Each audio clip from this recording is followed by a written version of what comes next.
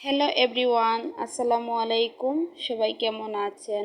আশা করি সবাই আল্লাহর রহমতে সুস্থ আছেন, ভালো আছেন।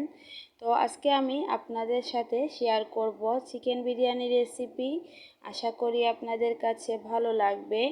আর কিভাবে বাজারের কিনা প্যাকেট মশলা দিয়ে আপনারা চিকেন বিরিয়ানিটি খুবই সহজেই ঘরে তৈরি করে নেবেন। আমার আজকের রেসিপি পুরোটা দেখলে আপনারা যারা নতুন আপুরা আছেন, চিকেন বিরিয়ানি কখনো বানাননি, তারাও কিন্তু এই রেসিপিটা দেখলে খুবই সহজেই চিকেন বিরিয়ানিটি বানিয়ে নিতে পারবেন। তো কথা না বাড়িয়ে মূল পর্বে চলে যাচ্ছি। চিকেন বিরিয়ানি রান্না করার জন্য যেটা না হলেই নয়, এটা হচ্ছে পেঁয়াজের বেরেস্তা। তো আমি পেঁয়াজের বেরেস্তা করে নিচ্ছি। আর হ্যাঁ, অবশ্যই কিন্তু চিকেন বিরিয়ানিতে পেঁয়াজের বেরেস্তাটা দেওয়ার চেষ্টা করবেন।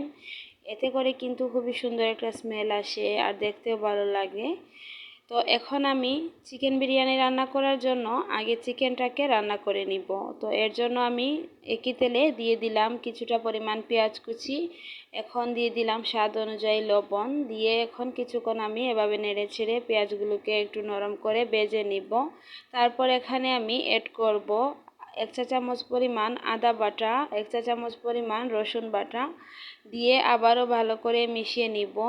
আর হ্যাঁ, এখানে আমি বাটা পেঁয়াজ দিয়েছি 2 চা চামচ পরিমাণ,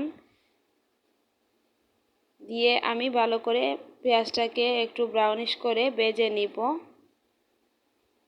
এইভাবে স্টেপ বাই স্টেপ ফলো করে যদি চিকেন বিরিয়ানিটি রান্না করে নেন, তাহলে আপনাদের চিকেন বিরিয়ানিটিও কিন্তু খুবই ঝরঝরে এবং খুবই টেস্টি হবে। ভিডিওর এই পর্যন্ত এসে যারা একটি লাইক দিতে ভুলে গিয়েছেন, অনুরোধ করব একটি লাইক দিয়ে সম্পূর্ণ ভিডিওটি কন্টিনিউ করবেন। আর হ্যাঁ, যদি আমার চ্যানেলে নতুন হয়ে থাকেন আর আমার ভিডিওর কোনো অংশ যদি আপনাদের কাছে একটু হলেও ভালো লেগে যায়, তাহলে প্লিজ আমার এই ছোট্ট চ্যানেলটিকে সাবস্ক্রাইব করে আমার পাশেই থেকে যাবেন। আর হ্যাঁ, আমার নতুন ভিডিওর আপডেট পেতে অবশ্যই কিন্তু অল নোটিফিকেশন অপশনটা অন করে রাখবেন। এতে করে আমি নতুন কোনো ভিডিও আপলোড করার সাথে সাথেই নোটিফিকেশন আপনাদের কাছে পৌঁছে যাবে। তো দেখুন, চিকেনটা রান্না করার জন্য আমি এখানে দিয়ে দিয়েছি 1 চা চামচ পরিমাণ লাল মরিচের গুঁড়া, দিয়েছি 1/2 চা চামচ পরিমাণ গুঁড়া, আর সাথে দিয়েছি এখানে যে চিকেন বিরিয়ানির প্যাকেট মশলাটা থাকে ওই মশলা। তো ওই মশলার মধ্যে কিন্তু সব ধরনের মশলা দেওয়া আছে, এর জন্য আমি এখানে এক্সট্রা করে মশলা কিন্তু অতিরিক্ত হয়ে গেলে খাবারের টেস্টটাও নষ্ট হয়ে যায়।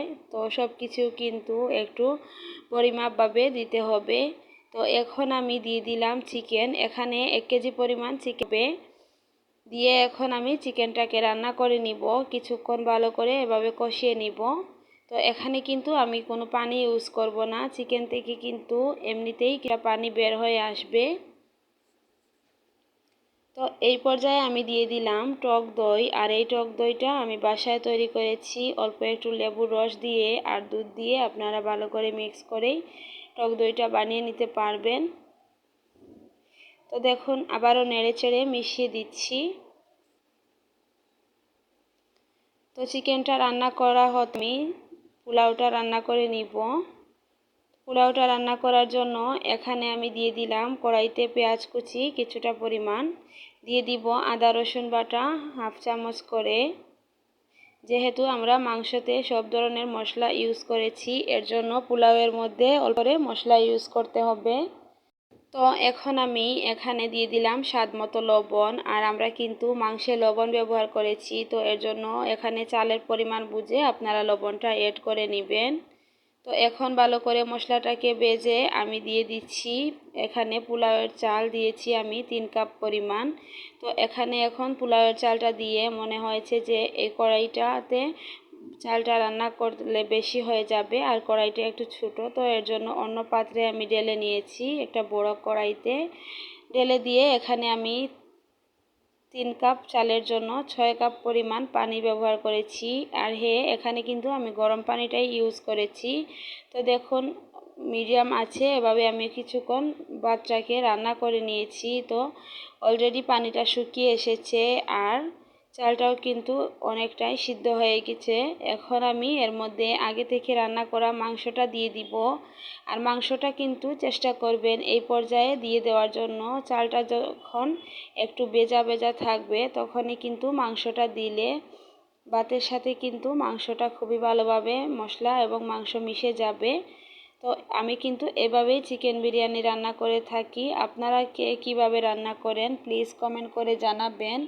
আমার প্রিয় আপুরা কিন্তু অনেক সুন্দরভাবে রান্না করে থাকে।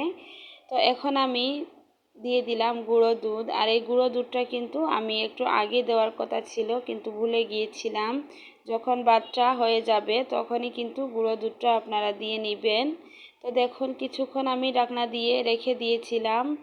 তো এখন ভাতটা পুরোপুরি সিদ্ধ হয়ে গিয়েছে। এখন আমি উপর থেকে দিয়ে দিয়েছি পেঁয়াজের বেরেস্তা। এখন দিয়ে দিব 1 চা চামচ পরিমাণ ঘি। আর ঘিটা কিন্তু অবশ্যই দিবেন, ঘি দিলে কিন্তু খুবই সুন্দর একটা স্মেল আসে। আর হ্যাঁ, এখানে কিন্তু 1 চা চামচ পরিমাণ কেওড়া জল ইউজ করবেন। আমি এখানে কেওড়া জলটা ইউজ করেছি কিন্তু ভিডিও ক্লিপটা ছিলাম। তো কেওড়া জল দেওয়ার কারণে কিন্তু বিরিয়ানির ফ্লেভারটা খুবই সুন্দর আসবে আর খেতেও মাশাআল্লাহ খুবই সুস্বাদু হবে। তো দেখুন বিরিয়ানিটি আমি দমে রেখে দিয়েছি। আর এদিকে আমি ডিমের কুরমা রান্না করছি। আর ডিমের কুরমা রান্নার ভিডিওটি আপনাদের সাথে শেয়ার করতে পারিনি সময়ের কারণে, অন্য একদিন শেয়ার করে নিব ইনশাআল্লাহ।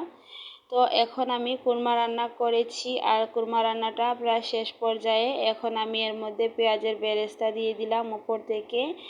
আর দিয়ে দিয়েছি 1 চা চামচ পরিমাণ ঘি। আর ঘিটাও কিন্তু কুরমাতে অবশ্যই দিবেন, এতে করে কুরমার স্বাদটাও খুবই ভালো রান্না করা হয়ে গিয়েছে। আর আমি পরিবেশন করে আপনাদেরকে দেখিয়ে দিচ্ছি, দেখুন কতটা সুন্দর হয়েছে। তো এই ছিল আমার আজকের ভিডিও। সবাই ভালো থাকবেন, সুস্থ থাকবেন। আল্লাহ হাফিজ।